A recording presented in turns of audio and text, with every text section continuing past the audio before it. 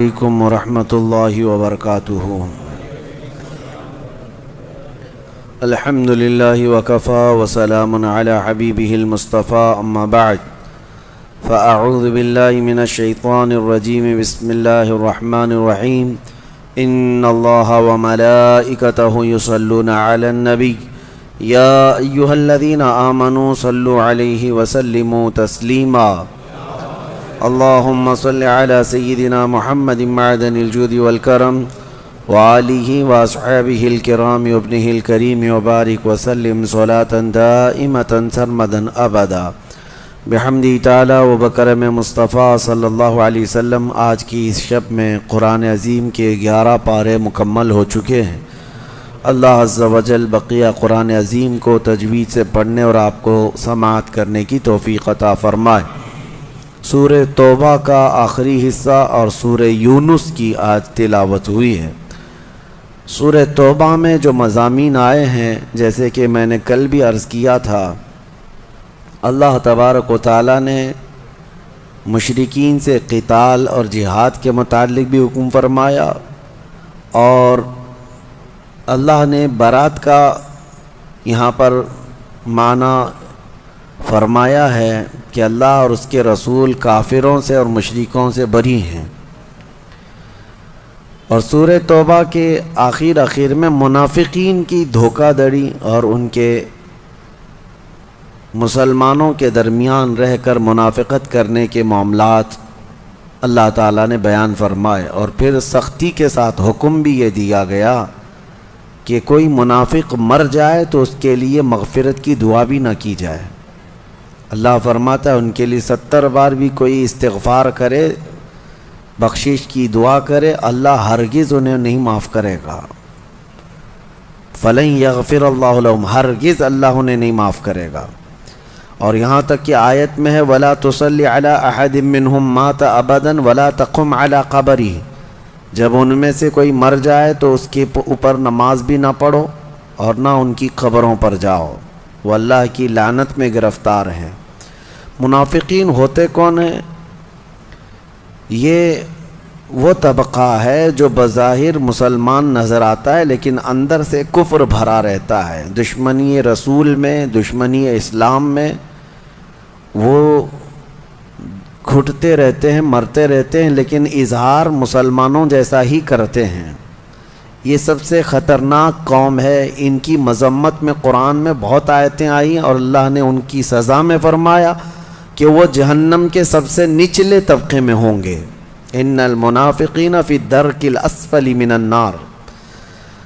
اور ایک مرتبہ ایسا ہوا بھی، آج جو ہم نے پارہ تلاوت کیا ہے اس میں ذکر آیا ہے کہ منافقین جو ہے جب جہاد کی بات آئے گی تو لولے لنگڑے بہانے لے کر کے آئیں گے، اور ان کے پاس طاقت بھی ہوگی، قوت بھی ہوگی، لیکن وہ حضور اکرم صلی اللہ علیہ وسلم کے ساتھ جانے کو بہانے کرتے رہیں گے، اور جب مال غنیمت تقسیم ہوتا رہے گا تو اچھل کر کے آئیں گے مال لینے کے لیے۔ یہ منافقین کی علامات ہے، سختیوں کو وہ نہیں پسند کرتے۔ جب کوئی سخت کام ان کے پاس آئے تو وہ پیٹ پھیر کر چلے جاتے ہیں یا جی چرانے لگتے ہیں۔ اسی لیے دینی کاموں میں بڑھ چڑھ کر کے حصہ لو، کہیں ایسا نہ ہو کہ منافقین کی فہرست میں نام آئے۔ ظاہر سی بات ہے جو سچا مخلص مومن ہے وہ اللہ اور اس کے رسول کی طرف دوڑنے کی کوشش کرتا ہے، ورنہ جھوٹے مجنوں بننے سے کوئی حاصل نہیں ہے۔ دعویٰ ہر کوئی کرتا ہے، لیکن سچا وہی ہے جو مصیبتوں کے وقت ایمان پر کھرا اترے اور ڈٹا رہے، جمع رہے، چاہے جیسی بھی مصیبتیں آئیں، وہ ایمان پر اگر جمع ہے، اسلام پر اگر کھڑا ہے تو پھر وہ منافقین میں سے نہیں ہے، وہ سچے ایمان والوں میں سے ہے۔ حضور اکرم صلی اللہ تعالیٰ علیہ وسلم جنگ تبوک جا رہے تھے، اس وقت مدینہ طیبہ میں مسجد نبوی کو چھوڑ کر ایک اور مسجد بنائی گئی تھی۔ سنیے اس مسجد کا بھی حکم آیا ہے، مسجد ضرار۔ ایک مسجد بنائی، یہ کون لوگ تھے؟ یہ وہی لوگ تھے جو حضور پاک صلی اللہ علیہ وسلم کے پیچھے نماز بھی پڑھتے تھے، کلمہ بھی پڑھتے تھے، مسلمان تھے دیکھنے میں۔ تو انہوں نے ایک مسجد بنائی اور یہ بہانہ کیا کہ ٹھنڈیوں میں، بارشوں میں وہاں دور سے مسجد نبوی تک آنے میں ہمیں بڑی دقت ہوتی ہے۔ یہ مسجد جو ہے تقریباً مسجد نبوی سے 5 کلومیٹر کے آس پاس ہوگی، بلکہ اس سے بھی کم فاصلہ ہوگا۔ تو ان کا کہنا یہ تھا کہ ہم اتنی دور سے اس مسجد میں آ نہیں سکتے، اس لیے اپنے ہاں ایک مسجد بنائیں گے۔ تو بنا تو لی انہوں نے ایک چھوٹی سی مسجد، لیکن حقیقت میں اس مسجد کے بنانے کا مقصد صرف اور صرف مسلمانوں میں انتشار پیدا کرنا، فرقہ بنانا اور نبی پاک صلی اللہ تعالیٰ علیہ وسلم کے خلاف منصوبے بنانے کی ایک سیکریٹ جگہ تھی۔ پلاننگ کرنے کے لیے ایک الگ سی جگہ چاہیے تھی، بنا لیا انہوں نے۔ اور پھر آ کر کے حضور اکرم صلی اللہ تعالیٰ علیہ وسلم سے یوں عرض کرنے لگے کہ یا رسول اللہ صلی اللہ علیہ وسلم، آپ تشریف لائیے اور ہماری بنائی ہوئی نئی مسجد میں آپ نماز پڑھا دیجئے تاکہ آپ سے برکت بھی رہے اور ہماری مسجد شاد و آباد رہے۔ ہم تو صرف اس لیے بنائے ہیں کہ ٹھنڈیوں میں، بارشوں میں، موسموں کی سختیوں میں یہاں تک آنے میں ہمیں دقت ہوتی ہے۔ نبی پاک صلی اللہ تعالیٰ علیہ وسلم نے منظور فرما لیا اور فرمایا تبوک سے واپسی کے وقت وہاں پر نماز پڑھا دی جائے گی۔ لیکن اللہ تعالیٰ نے وحی کے ذریعے نبی کرم صلی اللہ تعالیٰ علیہ وسلم کو ان منافقین کی ساری چالوں اور ان کے منصوبوں کو بتا دیا۔ اللہ کے حبیب صلی اللہ تعالیٰ علیہ وسلم کو جب خبر ہوئی کہ یہ منافقین صرف اور صرف منصوبہ بندی کے لیے اور پلاننگ کے لیے ایک اڈا بنائے ہیں، مسجد نہیں ہے، تو حضور نے آتے ہی اس مسجد کو جلا دینے کا حکم فرمایا۔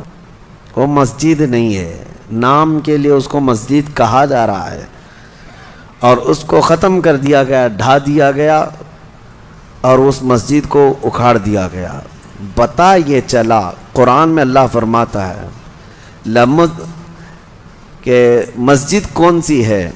اللہ فرماتا ہے لَمَسْجِدٌ أُسِّسَ عَلَى التَّقْوَى مِنْ أَوَّلِ يَوْمٍ أَحَقُّ أَن تَقُومَ فِيهِ، وہی مسجد ہونے کے لائق ہے جس کی بنیاد میں ہی تقوی رکھا گیا ہو، اللہ اس کی رضا شامل ہو، وہی اصل مسجد ہے۔ اور وہ مسجد نہیں ہے جو خرافات کے لیے بنائی گئی تھی، جس کو کہتے ہیں 1.5 اینٹ کی مسجد، یعنی صرف اور صرف پلاننگ کے لیے اور منصوبے کے لیے بنائی گئی۔ اسی لیے میرے عزیزو، پتہ یہ چلا، حاصل یہ ہے کہ جہاں اللہ اور اس کے رسول کا ذکر ہو وہ مسجد ہے، اور جہاں میں اب ایڈ کر کے عرض کرتا ہوں اللہ کا ذکر تو ہوتا ہے لیکن رسول کے ذکر سے چڑ ہوتی ہے، وہ بھی کیسی مسجد ہے؟ مسجد ضرار یہی تھی، مسجد ضرار۔ وہ نماز تو پڑھ رہے تھے، وہ لوگ نماز پڑھنے کے لیے بنائے تھے، لیکن رسول کے خلاف منصوبہ کرنا تھا منافقین کو، وہ نبی پاک کا احترام انہیں نہیں چاہیے تھا، اس لیے وہ مسجد نہیں، اس مسجد کو جلا دینے کا حکم فرمایا۔ ہم اسی لیے اپنی مسجدوں میں نماز تو پڑھتے ہیں، لیکن نماز کے بعد بارگاہ مصطفیٰ میں سلام بھی بھیجتے ہیں، کہ اللہ کا حکم ہے، اللہ کا حکم ہے کہ اللہ اور اس کے فرشتے اپنے نبی پر سلام بھیجتے ہیں۔ اے ایمان والو، تم بھی نبی پر درود و سلام بھیجو۔ اللہم صلی علی سیدنا محمد وعلی آلہ واصحابہ وبارک وسلم صلاۃ دائمۃ سرمدا ابدا۔ ہماری مسجدیں درودوں سے گونجتی ہیں، سلاموں سے گونجتی ہیں، نعت پاک سے گونجتی ہیں۔ یہ اس بات کی علامت ہے کہ الحمدللہ اللہ اور اس کے رسول کے لیے مسجدیں قائم ہیں۔ الحمدللہ مجھے ایک نوجوان سے چند دنوں پہلے کی بات ہے، بات چیت ہو رہی تھی، وہ کہے کہ میرا عصر کا وقت ہو گیا، کہیں سفر میں تھا یا کہیں پر، تو نماز پڑھنے کے لیے ادھر ادھر تلاش کر رہا تھا، تو ایک جگہ ملی، مسجد تھی، وہ کہتا ہے وہ مشکوک لگ رہی تھی، پتہ نہیں مسجد ہے کہ نہیں ہے، کس کی ہے، لیکن تھوڑی دیر کے بعد دل کو قرار آیا، نماز پڑھ کر کے آ گیا. کہا پاک جگہ نماز پڑھ سکتے ہیں، مسجد زمین اگر پاک ہے، نماز کا وقت ہو رہا ہے، نماز پڑھنا ہے، پڑھ سکتے ہیں. تو اس نے کہا نہیں، مجھے یقین ہو گیا تھا، اطمینان ہو گیا تھا. کہا کیوں؟ کہا کہ دیوار پر الصلاۃ والسلام علیک یا رسول اللہ لکھا ہوا تھا. الحمدللہ ہمارے بچے بھی اتنی شدھ بدھ رکھتے ہیں کہ جہاں کی دیواروں سے میرے مصطفیٰ کا سلام ہو وہ مسجد ہے، وہ مسجد ہے. میرے عزیزو، اس مسجد ضرار کا ذکر اس میں آیا ہے. آج ہم نے جو تلاوت کی ہے یہ منافقین کی سازشوں کا اڈا تھا، اس کو ختم کر دیا گیا. حیرت کی بات میں آپ کو بتاؤں، قرآن نے جس کو مسجد تقوی کہا، یعنی وہ مسجد قباء ہے، مدینے میں موجود ہے، اور بعض مفسرین فرماتے ہیں وہ مسجد نبوی ہے کیونکہ اس کی بنیاد ہی تقوی کی بنیاد پر رکھی گئی، اللہ اس کے رسول کی رضا ہے. لیکن جس مسجد کو ڈھا دیا گیا، مسجد ضرار ختم کر دیا گیا، ان سعودیوں نے اس جگہ کو بھی آج محفوظ رکھا ہے. وہاں پر بھی ان لوگوں نے اس کی بھی حفاظت کر لی ہے. ہر ایک کو اپنے پرکھوں سے محبت ہوتی ہے. یہودیوں سے ریلیٹڈ چیزیں بھی انہوں نے سنبھال رکھی ہیں، لیکن میرے نبی سے ریلیٹڈ جو چیزیں تھیں اس کو چن چن کر کے ختم کر ڈالا. خیر، اور ایک ذکر اس میں آیا ہے 3 صحابہ کا. جنگ تبوک میں میرے آقا جا رہے تھے تو اعلان فرما دیا کہ سارے لوگ چلیں، سب کے اوپر حکم تھا. یہ جنگ تبوک کیا ہے؟ تقریباً مدینہ طیبہ سے 900 کلومیٹر دور ہے، اور ایسے حالات میں یہ جہاد کا اعلان تھا جب سخت گرمی کا موسم تھا، سفر لمبا. مسلمانوں کے پاس اس وقت مال کی کمی بہت تھی، اس کو جیش العسرہ بھی کہتے ہیں، تنگی والی جنگ، تنگ دستی والی جنگ. ایسے میں امتحان تھا سب کا، سب تو چل پڑے. نبی پاک صلی اللہ علیہ وسلم مدینے سے رخصت ہوئے، 3 صحابہ مدینے میں پیچھے رہ گئے. وہ تینوں صحابہ میں سے ایک حضرت کعب بن مالک، ایک حضرت مرارہ، ایک حضرت ہلال. یہ مخلص مومنین ہیں، صحابہ ہیں، منافقین کی بات نہیں کر رہا ہوں، سچے صحابی رسول ہیں، لیکن پیچھے رہ گئے، فوج میں شامل نہیں ہو سکے. حضور پاک صلی اللہ علیہ وسلم کے ساتھ جانا تھا لیکن جا نہ سکے. سب جوان تھے، سب طاقت والے تھے، سب کے پاس حیثیت تھی. کیوں نہیں گئے؟ دیکھیں، جہاد میں نہ جانے کے لیے کچھ عذر ہے، یا سخت بڑھاپا ہے، یا معذوری ہے، بیماری ہے، تو اس کو مستثنیٰ ہے، اس کے لیے ایکسیپشن ہے. لیکن جس کے پاس کوئی عذر نہیں تھا وہ گھر میں بیٹھا رہا. یہ 3 صحابہ ایسے تھے، ان کے پاس عذر تو نہیں تھا لیکن غفلت میں نہیں گئے. کس طرح کی غفلت؟ یہ سوچتے ہوئے کہ ابھی مدینے میں ہی ہے، صحابہ حضور کے ساتھ جا رہے ہیں، اٹھ کر کے شامل ہو جائیں گے. جیسے پیچھے کھڑے رہتے ہیں نا، ابھی امام صاحب تو قرات کر رہے ہیں، رکوع میں جانے کے وقت شامل ہو جائیں گے. لیکن ہوا یہ کہ تھوڑی دیر کے بعد اور سستی آئی، اور سستی آئی. پھر مدینے سے بھی حضور نکل گئے، صحابہ بھی چلے گئے. یہ سوچتے رہ گئے کہ ابھی باہر ہی تو گئے ہیں، نکل کر کے شامل ہو جائیں گے. مدینے سے باہر کتنی دور ہے، دوڑ کر کے شامل ہو جائیں گے. پھر سو گئے اور قافلہ چل پڑا.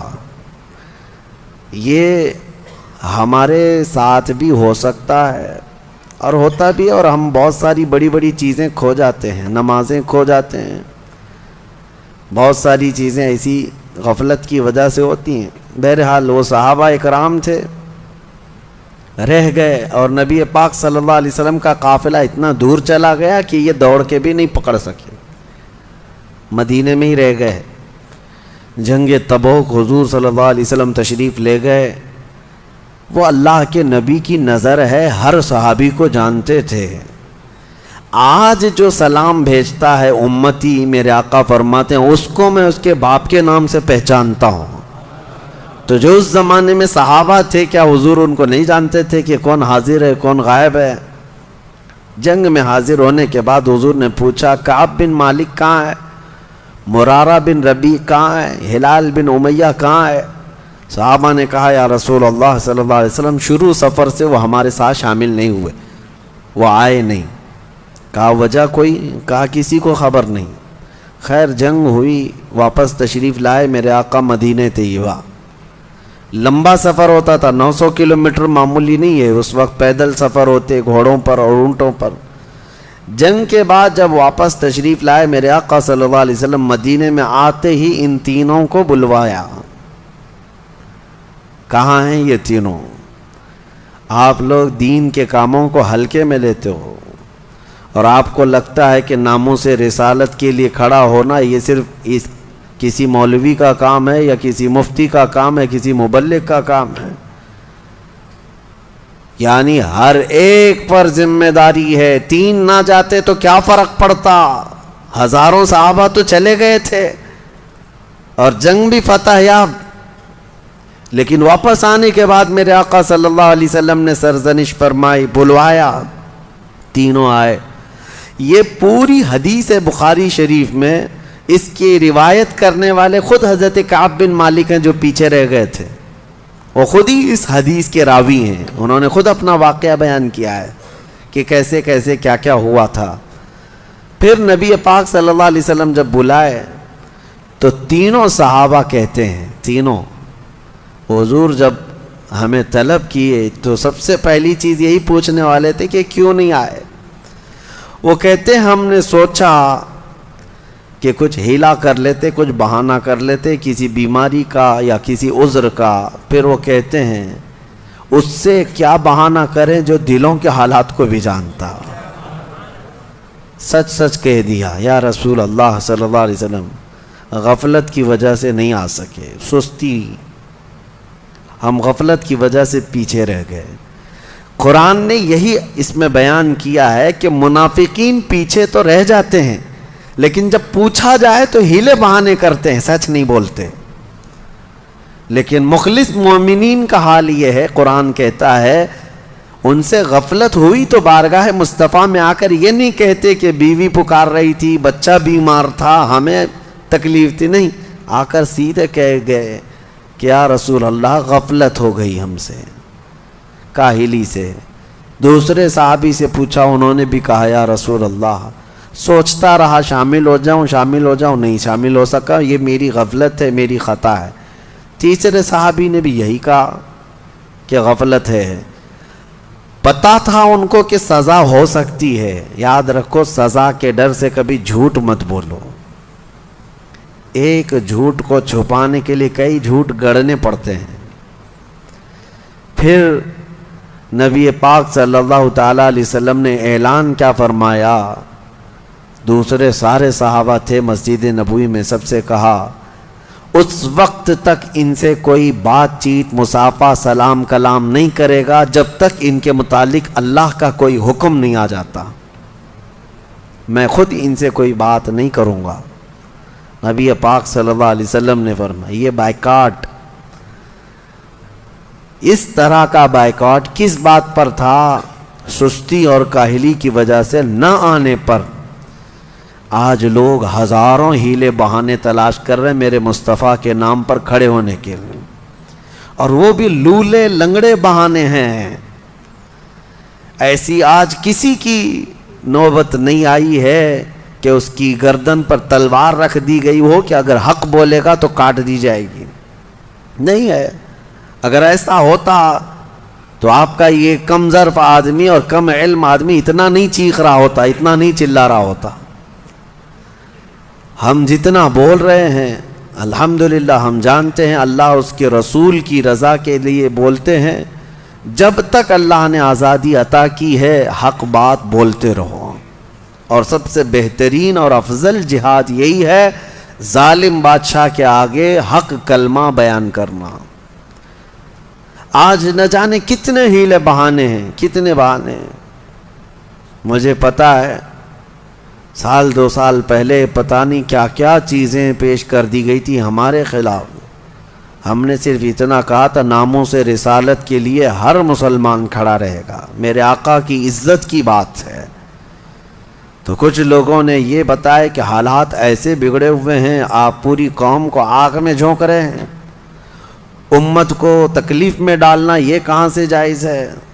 میاں حق بات کے حصول کے لیے تکلیف میں جانا ہی پڑے گا۔ نبی پاک صلی اللہ تعالیٰ علیہ وسلم کو بھی کیا تم الزام لگاؤ گے کہ جب ان کے پاس کچھ مال تھا ہی نہیں، تلواریں نہیں تھی، ہتھیار نہیں تھے، 313 نہتے صحابہ کو لے کر بدر میں کیوں چلے گئے؟ کوئی سوال کرے گا؟ جان جوخم میں کیوں ڈال دیا؟ حق بات کے حصول کے لیے قربانیاں دینی پڑتی ہیں۔ تمہیں صرف اور صرف اپنے اسباب پر بھروسہ ہوتا ہے۔ نادانوں اٹھو، کھڑے ہو جاؤ۔ اللہ کے اعلان کا بھی کوئی مطلب سمجھتے ہو کہ نہیں؟ کہ اللہ نے قرآن میں فرمایا کان حقا علینا نصر المؤمنین، کھڑے ہو جاؤ، ایمان والوں کی مدد کرنا اللہ فرماتا ہے میرے اوپر لازم ہے، میں نے اپنی شان کے لیے لازم کر لیا ہے۔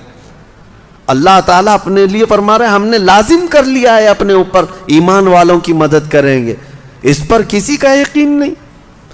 لولے لنگڑے بہانے اس طرح کے یاد رکھو، اس کے لیے میں بات کر رہا ہوں جس کے سامنے تمہیں قیامت کے دن کھڑا ہونا ہے، اسی کی شفاعت کے طلبگار رہو گے۔ کہاں جاؤ گے منہ چھپا کر؟ ان سے جو منہ پھراؤ گے تو کہاں جاؤ گے؟ وہاں تو قیامت کے دن ہر نبی یہ کہے گا آج ہمارا نہیں ہے معاملہ، جاؤ محمد رسول اللہ کے پاس۔ ان کے لیے میں آج بات کر رہا ہوں جن کے سامنے تمہیں کھڑا ہونا ہے۔ مجھے پتا ہے ہماری یہ بات دور دور تک جائے گی اور پہنچے گی۔ ایک بات میں بتاؤں، جب حالات میرے مصطفیٰ کریم صلی اللہ علیہ وسلم کی عزت کے خلاف پھیل جائیں، اس وقت اگر کوئی عالم خاموش رہتا ہے تو فرمایا گیا وہ گونگا شیطان ہے، وہ گونگا شیطان ہے۔ اللہ تعالیٰ نے اسے منصب دیا۔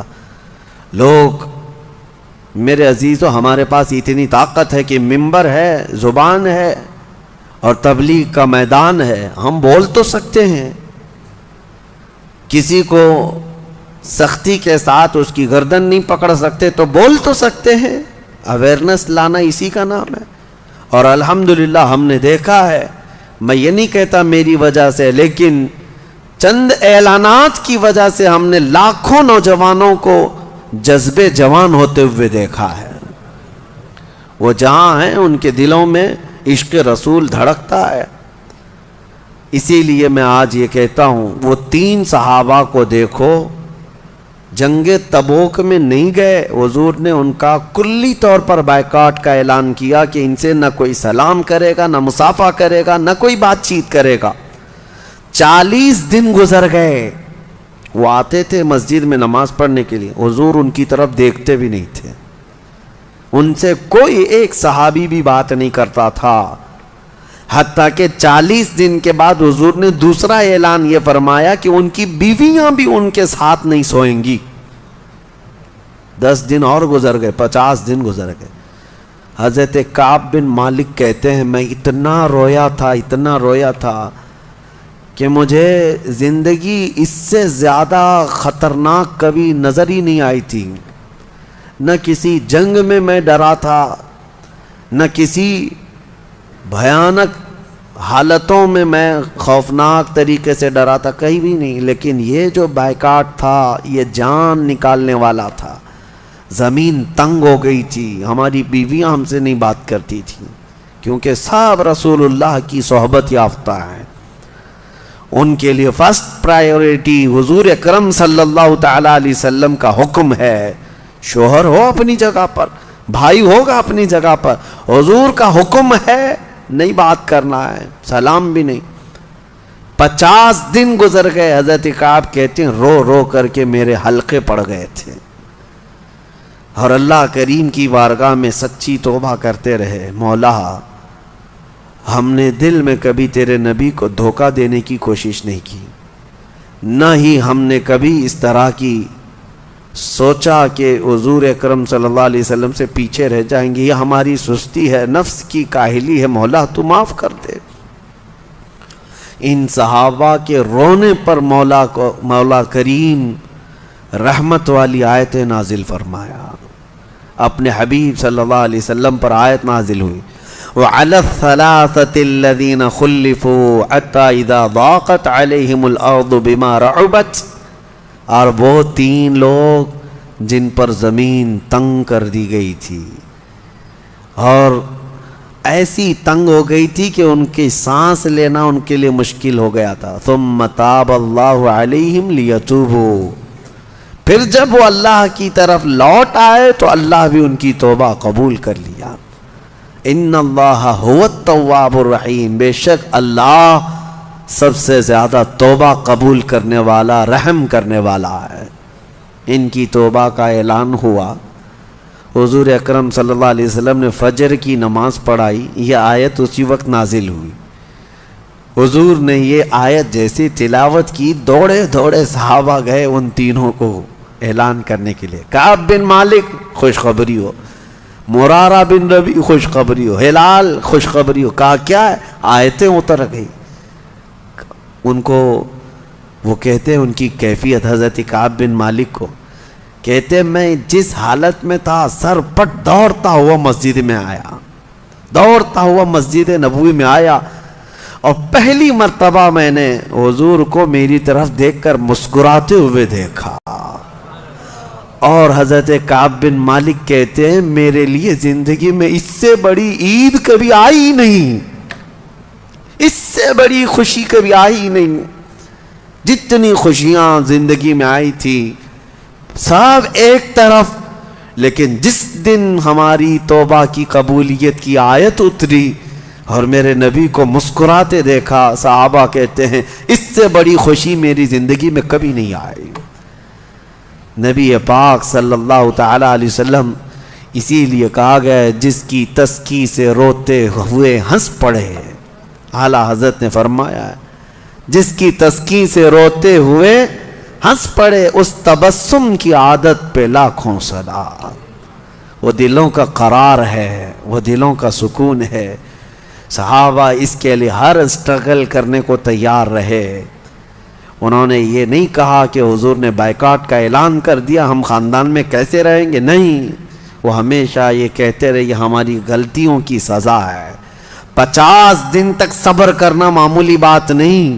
2 مہینے کا عرصہ گزرنے کو آ گیا تھا.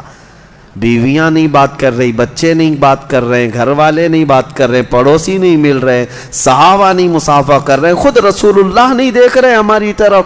پھر کیا حالت ہے؟ لیکن ان کے صبر کا اللہ تبارک و تعالیٰ نے ایسا صلہ دیا کہ توبہ قبول تو کر لی، لیکن ان کی توبہ کی قبولیت کو قرآن بنا کر کے قیامت تک کے لیے نازل کر دیا. اب قیامت تک مومنین تلاوت تو کرتے رہیں گے، لیکن ساتھ میں یہ بشارت بھی ان کی اس میں ساتھ رہے گی. 3 لوگ پیچھے تو رہ گئے تھے، لیکن اتنا روئے کہ اللہ نے ان کی شان میں قرآن میں آیتیں اتار دی. یہ 3 لوگوں کے متعلق ہے. بہرحال آپ کی زندگی میں کبھی اگر ناموس رسالت کا مسئلہ آئے، حضور کی عزت کی بات آئے، آئیں کائیں مت کرنا، ہیلے بہانے مت ڈھونڈنا، ورنہ پھر حالات سنگین ہو جائیں گے. قیامت کے دن تم سے سوال ہوگا نبی پاک صلی اللہ تعالیٰ علیہ وسلم کی عزت کے لیے تمہاری جوانی کس کام آئی تھی؟ تم جب جوان تھے تو حضور کی عزت کے لیے کیا کرنا چاہ رہے تھے؟ تم نے اپنے طور پر کیا کیا؟ مطالبہ تو کرتے، برا تو جانتے، ان ظالموں کو کوستے جو میرے نبی پاک صلی اللہ تعالیٰ علیہ وسلم کے خلاف ہرزہ سرائی کرتے ہیں. بعض لوگ ہم سے یہ کہتے ہیں آپ نے کیا کیا، آپ کیا کرتے ہیں؟ ہم جتنا چلاتے ہیں یہ بھی ان کے لیے مصیبت سے کم نہیں ہے. ہمیں پتہ ہے، ہمیں پتہ ہے. اس لیے کہ حضور پاک صلی اللہ تعالیٰ علیہ وسلم کو جب گالیاں دی جاتی تھی مکہ کے جاہل خبثا، تو حضرت حسان بن ثابت کیا کرتے تھے؟ حضرت حسان بن ثابت بہترین شاعر تھے، بہترین شاعر تھے. وہ آتے اور نبی پاک صلی اللہ تعالیٰ علیہ وسلم کی شان میں قصیدے پڑھتے، اور پھر جس نے گالی دیا تھا اس کو چنتے تھے، پھر اپنے اشعار میں اس کی ایسی ہجو کرتے تھے، حضور پاک ان کے لیے کہتے اللہ تجھے جبرائیل امین سے مدد کرے. یعنی گستاخان رسول کو چن چن کر کے جواب دینا یہ صحابہ اکرام کی سنت مبارکہ ہے. یہ اور بات ہے کہ حضرت حسان بن ثابت فوراً اٹھ کر تلوار لے کر تو نہیں گئے، لیکن اپنے اشعار میں ان ظالموں کی ہجو کرتے تھے. کسی نے کہا کہ آپ ان گستاخان رسول کے لیے سخت لہجہ استعمال کرتے ہیں. ہم دلی میں تھے تو ہمارے جو انویسٹیگیشن والے آفیسرز تھے وہ بھی ہم سے یہ کہہ رہے تھے کہ آپ لومڑی لومڑی بار بار کہتے ہیں، آپ جس کو جواب دیتے ہیں اس کو پاکنڈی کہتے ہیں، لومڑی کہتے ہیں. ہم نے کہا ہاں بالکل کہتے ہیں، اس لیے کہ جو غار میں گوفے میں چھپ کر کے بار بار اس طرح کے حملے کرتا ہے اس کو لومڑی کہا جاتا ہے. اگر گٹس ہے، ہمت ہے تو آ جائے، جس طرح میدان میں دلی میں اعلان کیا گیا تھا مسجد میں، جامع مسجد میں، اور ہم نے یہ اعلان بھی کیا تھا ان ظالموں اور خبیثوں کی کیا اوقات، ان کی 7 نسلیں بھی میرے آقا کی عزت کے لیے بات کرنے کی ہمت نہیں جٹا سکیں گے. تو گھٹائے سے کسی کے نہ گھٹا ہے نہ گھٹے گا یا رسول اللہ، جب بڑھائے تجھے اللہ تعالیٰ تیرا.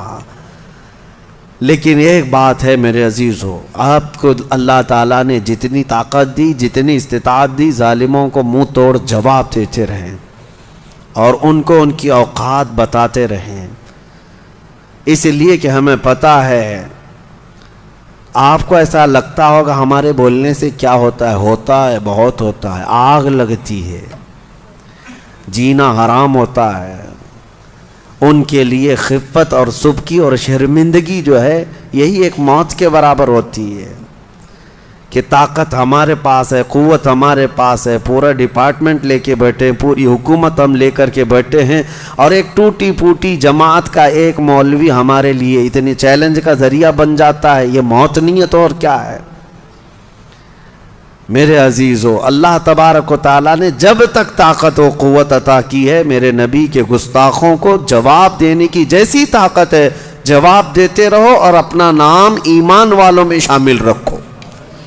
منافقین میں مت آؤ کہ سن کر کے ایسے ہی کانوں سے لے لیا اور اس کے بعد پھر خاموشی سے سوچتے رہے کہ دیکھا جائے گا، کوئی تو اٹھے گا جواب دے گا. بعض جماعتیں ہیں بیچاری، وہ تبلیغ کے لیے تو پورے گھر چھوڑ کر کے چلی جاتی ہیں 40 دن تک بھی. اچھی بات ہے، تبلیغ کر رہے ہیں، چلے میں چھٹی میں جس طرح سے بھی جائیں. حضور پاک صلی اللہ علیہ وسلم کے گستاخوں کے لیے بھی جواب کے لیے کمر بستہ ہو جاؤ. نہیں ہم یہاں مسجد میں بیٹھ کے بد دعا کریں گے، ان کے منہ میں کیڑے پڑ جائیں. یہ دعا تو عورتوں کے لیے ہے. عورتیں وہ اپنے گھر میں بیٹھ کر کے دعا کرتی رہیں، ان کے اوپر ایسی تمام چیزیں ضروری نہیں کی گئیں. اللہ تعالیٰ نے آپ کو جس چیز کا منصب دیا ہے اس کا استعمال کریں، لوگوں میں بیداری ظاہر کریں، اور ایمان کی قوت نوجوانوں کے اندر ایسی رہے کہ یہ جہاں جیتا رہے وہ سر اٹھا کر کے جیے کہ میرے نبی سچے اخلاق والے تھے. نبی پاک صلی اللہ تعالیٰ علیہ وسلم دنیا کے سب سے اعلیٰ کردار پر پیدا کیے گئے تھے. بہرحال یہ منافقین میں ہمارا شمار نہ ہو. میں نے جن 3 کا ذکر کیا وہ صحابہ تھے، وہ مخلصین تھے، وہ مومنین تھے. یہ سورہ توبہ کی آخری آیت ہے جو بڑی فضیلت کی حامل ہے. لقد جاءکم رسول من انفسکم عزیز علیہ ما عنتم حریص علیکم بالمؤمنین رؤوف الرحیم فَإِن تَوَلَّوْا فَقُلْ حَسْبِيَ اللَّهُ لَا إِلَهَ إِلَّا هُوَ عَلَيْهِ تَوَكَّلْتُ وَهُوَ رَبُّ الْعَرْشِ الْعَظِيمِ. اللہ فرماتا ہے بے شک تمہارے پاس ایک ایسا رسول آیا کہ تمہارا تکلیف میں پڑنا اسے گوارا ہی نہیں ہوتا.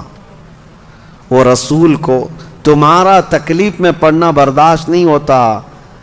حریص علیکم بالمؤمنین، وہ صرف تمہارے ایمان کی طلب رکھتا ہے. رؤوف الرحیم، نہایت نرم دل ہے، شفقت کرنے والا. رسول پاک کی صفات اس میں بیان کی گئی. میرے عزیزو، یقیناً میرے آقا صلی اللہ تعالیٰ علیہ وسلم کو ہمارا تکلیف میں پڑنا گوارا نہیں. اسی لیے تو امتی امتی کرتے رہے زندگی بھر۔ بعض بزرگوں نے یہ بھی فرمایا کہ اگر کسی امتی کے پاؤں میں کانٹا بھی چبھ جائے تو حضور فرماتے ہیں اس کا درد مجھے بھی ہوتا ہے۔ وہ ہماری تکلیف کو گوارا نہیں کرتے رسول۔ جو نہ بھولا ہم غریبوں کو رضا، یاد اس کی اپنی عادت کیجیے۔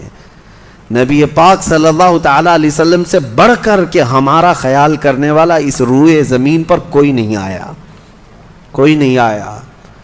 وہ ہمارے محسن اعظم ہیں، یہاں پر بھی یاد کرتے رہیں، قبر میں بھی جب تم جاؤ گے تب بھی وہاں تشریف لائیں گے، اور آخرت میں بھی، قیامت کے دن بھی حال یہی ہے، حال یہی ہے۔ ایک صحابی نے پوچھا حضور آپ کو قیامت کے دن میں کہاں ڈھونڈوں، کہاں تلاش کروں؟ میرے آقا نے فرمایا 3 ایڈریس دیے، میدان قیامت میں ڈھونڈنے کے 3 پتے تھی۔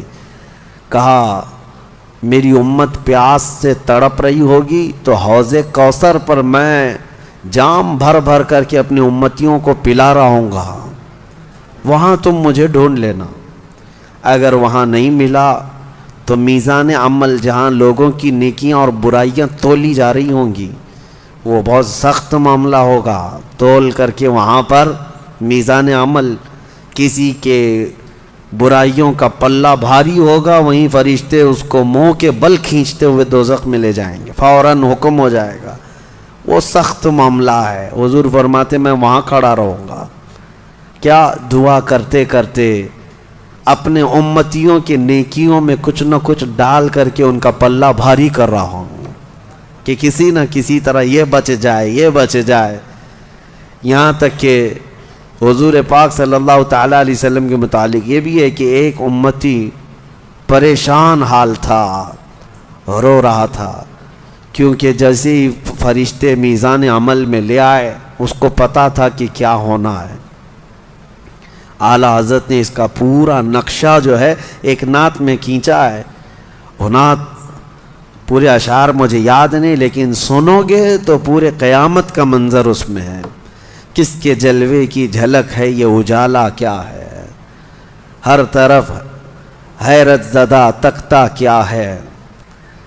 اعلیٰ حضرت رضی اللہ تعالیٰ عنہ نے اس میں یہ فرمایا ہے۔ اور ایک وقت ایسا آئے گا کہ امتی پریشان ہو کر میزان عمل پہ کھڑا ہوگا، حضور بہت تیز قدموں سے وہاں پر پہنچیں گے، حضور آؤ ورنہ دم میں فیصلہ ہو جائے گا۔ امتی پکار رہے ہوں گے تو حضور آ گئے۔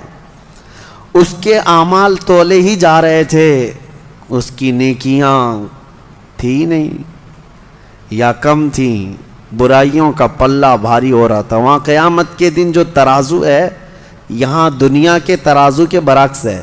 یہاں آپ اٹھائیں گے ترازو، اب تو سب ڈیجیٹل ہے، آپ کو کیا پتہ چلے گا؟ ہمارے بچوں کو معلوم ہی نہیں ترازو ہوتا کیسا تھا۔ تولنے کے لیے جو ہوتا تھا پہلے ایسا کانٹا اٹھاتے تھے اور 2 پلے ہوتے تھے، ایک پہ پتھر رکھا جاتا، ایک پہ سامان رکھا جاتا۔ جو وزن ہوتا ہے وہ کدھر جائے گا؟ نیچے جائے گا نا۔ جو وزن ہوگا وہ نیچے ہوگا، جو ہلکا ہوگا وہ اوپر جائے۔ لیکن ڈیجیٹل میں تو کچھ پتہ نہیں، خالی نمبر آتے ہیں۔ قیامت کے دن تو جو ترازو ہے اس کے ڈیجیٹل ہونے کا کہیں پر ثبوت نہیں ہے کہ نمبر آئیں گے۔ وہاں پر بھی ایسے ہی ترازو ہوں گے، 2 پلے ہوں گے، لیکن وہاں کے متعلق فرمایا گیا کہ جس کی نیکیاں بھاری ہوں گی وہ نیچے نہیں جائیں گے، جو پلہ بھاری ہوگا وہ اوپر جائے گا۔ جو بھاری ہوگا قیامت کے دن اوپر جائے گا۔ برائیاں بھاری ہوں گی تو اوپر جائیں گی، نیکیاں بھاری ہوں گی تو وہ اوپر جائیں گی، پلہ بھاری ہوگا یعنی اوپر ہو جائے گا۔ حضور پاک صلی اللہ علیہ وسلم تیز قدموں سے آ گئے اس امتی کے پاس۔ توجہ، اللہ کرے کہ ان میں وہ امتی ہم ہی ہوں۔ تیز قدموں سے آئے، اس کا پلہ برائیوں کا اوپر جا ہی رہا تھا۔ حضور پاک صلی اللہ علیہ وسلم نے نیکیوں کے پلے میں کوئی چٹی اس میں رکھ دی، کوئی چیز رکھ دی۔ اچانک اس کی نیکیوں کا پلہ بھاری ہو گیا، اور فرشتوں نے کہا جا فلاں بن فلاں، تجھے جنت کا پروانہ سنایا جا رہا ہے۔ وہ اتنا خوش تھا وجد میں آ گیا، میرے آقا سے عرض کرنے لگا یا رسول اللہ یہ کیا تھا؟ میں تو گیا تھا برباد، جہنم میں جاتا، یہ کیا تھا؟ نبی پاک صلی اللہ علیہ وسلم فرماتے ہیں یاد ہے ایک رات سب سوئے تھے، تو تنہا بیٹھا تھا، سب سوئے تھے اور رات کو تو تنہا بیٹھا اور دل سے یاد کرتے ہوئے مجھ پر ایک بار درود پڑھا تھا، وہ میں نے محفوظ کر لیا تھا تیرا درود، وہ آج یہاں لا کر پلے میں رکھ دیا، وہ سبب سے بھاری ہو گیا۔ اسی لیے میرے مفتی اعظم ہند رحمۃ اللہ تعالی علیہ یوں فرماتے ہیں میرے اعمال کا بدلہ تو جہنم ہی تھا، میں تو جاتا میرے سرکار نے جانے نہ دیا۔ یہ نبی پاک صلی اللہ تعالی علیہ وسلم کا معاملہ ہے قیامت کے دن۔ تو یہ آیت جو آئی ہے لقد جاءکم، اس کی تفسیر بہت طویل ہو جائے گی کہ حضور کبھی بھی اپنی امتی کو تکلیف میں دیکھنا گوارا نہیں فرماتے، بالکل نہیں۔ اسی لیے اعلیٰ حضرت نے سچ فرمایا آج لے ان کی پناہ، آج مدد مانگ ان سے، کل نہ مانیں گے قیامت میں اگر مان گیا۔ حضور کے ہو جاؤ، حضور تمہاری یہاں پر بھی دیکھ بھال کر رہے ہیں، عنایتوں پر عنایتیں اور وہاں پر بھی عنایتیں ہیں۔ اللہ کریم ہمیشہ ہمیں جلوہ رسول میں رکھے۔ اور آج ہم نے جو سورہ تلاوت کی، مین جو سورہ تھی وہ سورہ یونس ہے، جو 11ویں پارے کا اہم سبجیکٹ ہے۔ میں تو سورہ توبہ کی آخری آیتیں بیان کرتا رہ گیا، تقریباً پونا پارہ تک تو سورہ یونس ہے۔ حضرت یونس علیہ السلام اللہ کے ایک نبی ہیں، ان کے زمانے کا تذکرہ موجود ہے۔ ان کی قوم سرکش ہو گئی تھی اور وہ بتوں کی پوجا میں لگ گئے۔ حضرت یونس علیہ السلام انہیں ڈراتے رہے اور پھر ان سے کہتے رہے کہ اللہ کا عذاب آ جائے گا، باز آ جاؤ۔ وہ مانتے نہیں تھے۔ پھر ایک دن ایسا ہوا کہ حضرت یونس علیہ السلام نے اللہ کی بارگاہ میں عرض کر دی کہ مولا میری امت اب نہیں مانتی، میں تیری بارگاہ میں التجا کرتا ہوں کہ تو ان پر عذاب بھیج دے۔ سنے لوگوں نے، پھر بھی آئے نہیں، اور یہ دعا کی اور حضرت یونس گاؤں چھوڑ کر چلے گئے۔ نینوا ان کا گاؤں ہے، عراق میں آج بھی وہ گاؤں کا نام ہے نینوا۔ حضرت یونس علیہ السلام جب وہاں سے نکل کر کے چلے گئے، اپنی آبادی، اپنی بستی، اپنی امت کو چھوڑ دیا۔ پھر جو امت ہے حضرت یونس علیہ السلام کی، انہوں نے دیکھا بڑے بوڑھے لوگ سب جمع ہوئے اور کہا کہ دیکھو حضرت یونس ہمیں ڈراتے رہے، بعض ہم نہیں آ سکے، وہ خدا کی طرف بلاتے رہے لیکن وہ ہمیں عذاب کی دھمکی دے کر گئے، دیکھ لو آج یونس علیہ السلام گھر پہ ہیں یا نہیں ہیں، اگر وہ نہیں ہیں تو اس کا مطلب عذاب آ سکتا ہے۔ تو لوگوں نے جا کر کے دیکھا حضرت یونس علیہ السلام نہیں تھے، تو وہ سب کے سب ڈرے اور سب میدانوں میں آنے لگے۔ اسی وقت دیکھا بدلیاں چھا گئیں، دھواں اٹھنے لگ گیا اور دور دراز سے ایک بہت تیز دھواں اس شہر کی طرف آنے لگا۔ پہلے کے عذابات ایسی ہوتے، ابر چھاتا تھا، کالی بدلیاں آتی تھی، سب ڈر گئے، سب اپنے اپنے بچوں کو، عورتوں کو، سب کو لے کر میدان میں آ گئے۔ یہ پہلی قوم ہے جس کا ذکر قرآن میں آیا ہے۔ اللہ فرماتا ہے فَلَوْلَا كَانَتْ قَرْيَةٌ آمَنَتْ فَنَفَعَهَا إِيمَانُهَا إِلَّا قَوْمَ یونس۔ پہلے کی قومیں جو ہے عذاب آ جانے کے وقت اگر وہ توبہ کرتی، ایمان لاتی تو ان کا معاملہ الگ ہے۔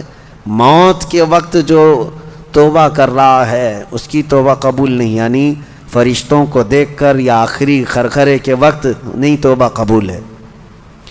لیکن یہ قوم یونس ایسی کہ سب میدان میں جمع ہوئے اور گڑ گڑانے لگے، رونے لگے، اپنے بچوں کو سامنے کیا، اپنی عورتوں کو کیا، سب، اور یوں عرض کرنے لگے مولا اگر تیرے نبی، تیرے رسول یونس علیہ السلام یہاں ہوتے تو ہم ان کے ہاتھ پر ایمان لاتے اور تیری فرمان برداری کرتے، مولا ہم سچے دل سے توبہ کرتے ہیں۔ رب تعالیٰ فرماتا ہے اللہ کو اس قوم پر رحم آیا ہوا عذاب ٹال دیا گیا، عذاب پورا آ چکا تھا، اللہ نے روک دیا کہ یہ عذاب واپس چلا جائے۔ بچ گئے، وہ پوری قوم بچ گئی. لیکن یونس علیہ السلام کے ساتھ کیا ہوا؟ وہ بستی چھوڑ کر کے نکلے اور سمندر کے سفر پر نکل گئے کہ مجھے یہاں رہنا ہی نہیں، بہت دور چلے جانا ہے. اس میں کئی چیزیں ہیں. کبھی بھی اپنی قوم سے پریشان ہو کر کے پوری قوم کو تنہا چھوڑ کر کے جانا بھی نہیں ہے، اللہ کو یہ پسند نہیں. نکل گئے، کشتی میں سفر کر رہے تھے. کشتی بیچ سمندر میں پہنچی تو ہچکولے کھانے لگ گئی. وہ اب ڈوبی کی تب ڈوبی. جتنے لوگ بیٹھے تھے انہوں نے کہا، اس زمانے میں یہ لوگوں کے جو ٹوٹکے ہوتے تھے جانتے تھے وہ لوگ، کہا کہ شاید ہماری کشتی میں کوئی بھاگا ہوا غلام ہے. اس غلامی کا زمانہ تھا. کوئی بھاگا ہوا غلام اپنے آقا سے جال سے چھڑا کر کے بھاگ آیا ہے. اور ایسا جب بھاگا ہوا غلام کشتی میں ہوتا ہے تو کشتی ہچکولے کھاتی ہے. ان کی یہ تھی اس زمانے کی باتیں تھی.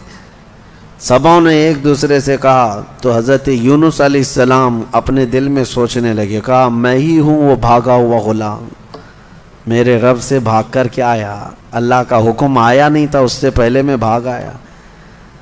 بہرحال اس کے بعد لوگوں نے کہا ہم میں سے کون ہے یہ تو پتہ نہیں، ایک کام کرتے ہیں سب کے ناموں کی چٹھی بناؤ، قرآن اندازی کرو، ایک کو تو کشتی سے اٹھا کر سمندر میں ڈالنا ہوگا ورنہ پوری کشتی ڈوبے گی. پوری کشتی ڈوبے گی، ایک کو نکال کے باہر ڈالنا ہوگا. چٹیاں جب ڈالی گئیں قرآن اندازی تو حضرت یونس علیہ السلام کا نام نکلا. لیکن جو ساتھ میں تھے وہ حضرت یونس کی شکل دیکھ کر، ان کے اخلاق دیکھ کر متاثر تھے. کہا اتنا نیک آدمی، اتنا اچھا آدمی، اس کا نام کیسے آ گیا؟ دوسری بار قرآن اندازی کرو. انہیں بچانا تھا. دوسری بار چٹیاں ڈالی گئی، پھر حضرت یونس علیہ السلام کا نام ہے. تیسری بار ڈالی گئی، پھر یونس علیہ السلام کا نام آیا. حضرت یونس علیہ السلام نے کہا اے لوگو، تم میرے اخلاق سے متاثر ہو، میری وجاہت سے متاثر ہو، لیکن حقیقت میں وہ بھاگا ہوا غلام میں ہی ہوں.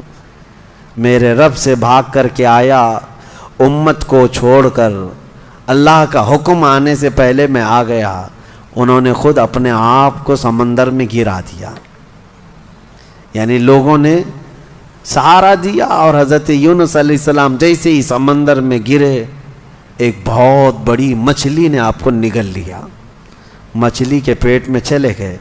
مچھلی کو صرف نگلنے کا حکم تھا، چبانے کا حکم نہیں تھا. اللہ تبارک و تعالی جس کو جہاں چاہے محفوظ رکھے.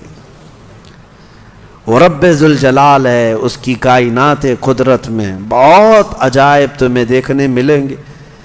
مچھلی نے نگل تو لیا لیکن پیٹ میں جانے کے بعد حضرت یونس علیہ السلام محفوظ رہے اور زندہ بھی رہے، ذکر بھی کرتے رہے، عبادت بھی کرتے رہے.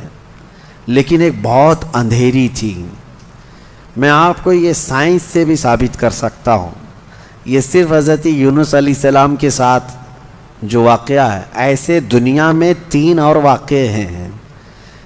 جو ایمان والوں کی بات نہیں کر رہا ہوں، ماڈرن زمانے کے نان مسلمز کی بات کر رہا ہوں. یہ بھی ویل مچھلی کے اندر گئے، کوئی 3 دن کے بعد آیا ہے، کوئی 6 دن کے بعد آیا. ایسے 3 واقعات ہیں ہمارے پاس، ہسٹری میں موجود ہیں. صحیح سلامت آئے اور انہوں نے اندر کے حالات بتائے کہ اتنا اندھیرا تھا کہ ہاتھ بھی نہیں دکھتا تھا پیٹ کے اندر. یہ اب کے زمانے کی بات کر رہا ہوں. ویل مچھلی نے جنہیں نگل لیا تھا اور پھر اگل دیا یا نکل گئے کسی طرح سے، لیکن ایسے واقعات ہوئے. یونس علیہ السلام اندر گئے، اتنا اندھیرا تھا جس میں قرآن میں کہا گیا فنادا فی الظلمات، اندھیریوں میں انہوں نے پکارا تھا. وہ مشہور کلمہ ہے حضرت یونس کا جو اللہ کو پسند آیا تھا. ان اندھیریوں میں انہوں نے کہا تھا لا الہ الا انت سبحانک انی کنت من الظالمین، کوئی معبود نہیں سوائے تیرے، اے اللہ تجھے بلندی ہو، تجھے پاکی ہو، بے شک میں آگے بڑھ جانے والوں میں سے ہو گیا. اپنے لیے انہوں نے یہ کلمہ استعمال کیا. اللہ تعالیٰ فرماتا ہے فَاسْتَجَبْنَا لَهُ وَنَجَّيْنَاهُ، ہم نے ان کی فوراً دعا قبول کر لی اور ان کو اس چیز سے نجات دے دی۔ کیا ہوا؟ کئی دنوں کے بعد وہ مچھلی کنارے پر آ کر اگل دیتی ہے۔ یونس علیہ السلام باہر تو آئے، حدیث پاک میں ہے ان کے جسم پر ایک بال بھی باقی نہیں تھا، اتنے کمزور ہو گئے تھے، نحیف ہو گئے تھے کہ وہ کھڑے نہیں ہو سکتے تھے، ہڈیاں جسم کی دکھ رہی تھیں، اور اگر کوئی چمڑا پکڑتا تو چمڑی نکل آ جاتی۔ اندر جانے کے بعد، مچھلی کے پیٹ میں رہ کر کے واپس آنے کے بعد، اب حدیث میں ہے اللہ تعالیٰ نے وہاں ایک بیل اگوایا جو کدو کی بیل تھی، جس کو لوکی کہتے ہیں نا، لوکی شریف۔ یہ میرے آقا صلی اللہ علیہ وسلم کی پسندیدہ سبزی ہے، اور حضور پاک صلی اللہ علیہ وسلم نے اس کو یہ بھی فرمایا کہ یہ میرے بھائی یونس کا پھل ہے، کدو، اور اس کو نینوا بھی کہتے ہیں، یو پی میں شاید۔ یہ حضرت یونس علیہ السلام کے گاؤں کا نام نینوا ہے۔ یہ کدو کی بیل اگی اور کدو سیدھے ان کے منہ کے قریب آئے۔ اب یہاں آپ کے یہاں دودھیا بھی کہتے ہیں نا، دودھیا، لمبے والے قسم کی جو لوکی ہوتی ہے یا کدو ہے، کئی نام ہیں اس کے، اس کو آپ کھاتے رہے۔ جیسے ہی اس کو کھائے آپ کے اندر طاقت و توانائی آئی۔ اسی لیے طب نبوی میں کتنی باتیں اب کہوں، شیخیں چلتی رہ جائیں گی۔ طب نبوی میں ذکر کیا گیا ہے 30,000 بیماریوں کا علاج اس کدو شریف میں ہے، یہ لوکی میں ہے۔ اس کو پسند کریں، اس کو اپنے کھانوں میں استعمال بھی کریں، کیونکہ یہ سوچ کر کے نہیں کہ بیماریوں کا علاج ہے، یہ سوچ کر کے کہ میرے مصطفیٰ کو پسند ہے، اللہ کے حبیب صلی اللہ علیہ وسلم کو پسند۔ ہوا یہ کہ یونس علیہ السلام توانا تو ہو گئے، وہیں جھوپڑی بنا کر رہ رہے تھے، ایک دیمک نے، کیڑے نے اس بیل کو کاٹ دیا، بیل کٹ گئی، اب پھل بھی نہیں، کچھ بھی نہیں۔ اس بیل کے کٹ جانے سے یونس علیہ السلام کو اتنا غم ہوا، سنو اللہ تبارک و تعالیٰ کی حکمتیں، یونس علیہ السلام کو غم اتنا ہوا کہ رونے لگے کہ یہ بیل ایک ہی سہارا تھی، یہ کٹ گئی، اب اس سے پھل بھی نہیں۔ تب رب تعالیٰ نے فرمایا، اے یونس، ایک بیل کے کدو کے کٹنے سے تمہیں غم ہو رہا ہے، وہ پوری امت جو اپنے رب سے کٹ گئی تھی اس کا غم کتنا ہوگا، جس کو آپ نے چھوڑ دیا پوری امت کو۔ یقیناً اللہ تبارک و تعالیٰ اپنے نبیوں کو بھی اس طرح کے پیغامات دیتا۔ پھر یونس علیہ السلام فوراً اپنے گاؤں واپس آئے، نینوا آئے۔ تو جیسے ہی آپ اپنے شہر نینوا پہنچے، پورے جتنے لوگ تھے، بوڑھے بچے جوان، دیکھتے ہیں یونس علیہ السلام کو، سب ٹوٹ پڑتے ہیں، سب آ جاتے ہیں، محبتوں کے ساتھ ان کا استقبال ایسا ہوا کہ حضرت یونس علیہ السلام اتنے خوش ہوئے، یہی وہ قوم ہے جس کو میں عذاب سے ڈراتا رہا لیکن یہ باز نہیں آتی تھی، لیکن آج یہی قوم ہے کہ ہر کوئی جھک گیا، اور وہ قوم یونس سب سے زیادہ ایمان والی قوم ہو گئی اور اپنے نبی کی فرمان بردار ہوئی۔ اسی لیے سورہ یونس میں اس امت کا اچھائی سے اللہ نے ذکر فرمایا ہے۔ اللہ کریم ان تمام واقعات سے ہمیں درس لینے کی توفیق عطا فرمائے۔ ہماری زندگیوں میں آئی ہوئی مصیبتوں کو اللہ تعالیٰ درس ہدایت کے طور پر انبیاء کی زندگی عطا فرمائے۔ وآخر دعوانا ان الحمد للہ۔